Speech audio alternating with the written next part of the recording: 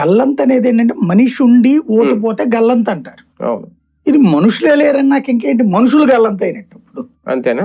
ఇక్కడ సమస్య ఏంటంటే చనిపోయినటువంటి వాళ్ళు ఆ శవాలు వచ్చి నా ఓటు తీసేయని అడగవు. అంతే, వాళ్ళ కుటుంబ సభ్యులు మా ఆయన ఓటు తీసేయమను, మా నాన్న ఓటు తీసేయమను, మా అమ్మ ఓటు తీసేయమని ఎవడు అడగడు. ఇప్పుడు మా నాన్నగారు చనిపోయారు, మా అమ్మగారు చనిపోయారు 4 ఏళ్లలో.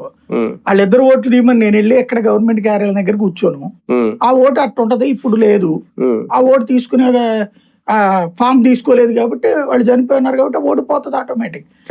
పోయేది కాదు. చనిపోయిన ఓట్లు తీస్తే అని ఇన్సూరెన్స్ అవుతుందని పెట్టి చెప్తే వెళ్ళి తీస్తారేమో అప్పుడు వెళ్ళి అలాంటి కాన్సెప్ట్ ఏమైనా పెట్టాలి. ఓకే, అంటే ఇది దొంగ ఓట్ల లేదంటే నిజంగా ఇది రాసుకొస్తున్నారు కదా? వాళ్ళు చెప్పిన దాని ప్రకారమే దాంట్లో దాదాపుగా చనిపోయిన వాళ్ళు 50% దాకా.